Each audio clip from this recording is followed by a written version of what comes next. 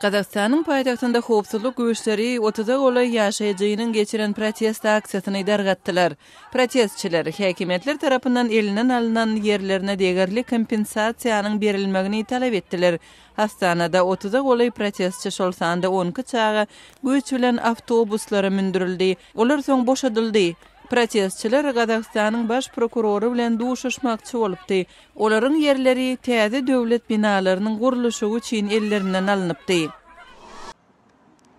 Orsiýetiň Çeçen Respublikasynda neşe bilen baglylykda tutsak edilen adam hiç bir bikanun işe baş goşmanlygyny Azat Ýewropa Azatlyk radiosynyň Demirgazyk Kafkaz gullugyna gurrun berdi.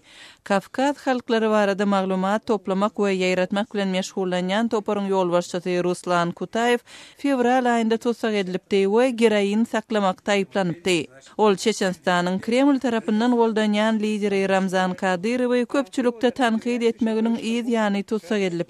Kutaev Kadyrowy Çeçenleriň 2-nji jahan uruşynyň dowamında köpçülüklerin deportasiýa edilmeginiň ýyl dönüminiň bellenmegine böwet salmakda tanqid etdi. Moldowada profsoýuzlar aýlyklarynyň 50% ýokarlandyrylmagyny talap edýän mogolliýimleri goldap demonstrasiýa geçirdiler.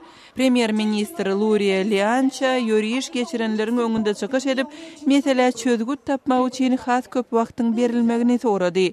Mogolliýimler eger kabul ederlikli karary gelinmese milli derejede hem iş taşlaýyş geçirjegini aýtdylar.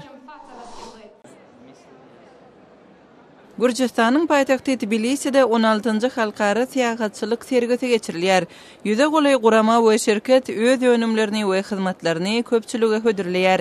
Gatnaşyjylaryň arasynda Gürjistandan, Ermenistandan, Türkiýeden, Taýlandyň, Birleşen Arap Emirliklerinden, Ukrainadan, Şwetsariýadan we Çekiýa Respublikasyndan şirketler bar. Siz Azatlyk radiosynyň şu günkü täzelikleri bilen tanyş bolduňuz.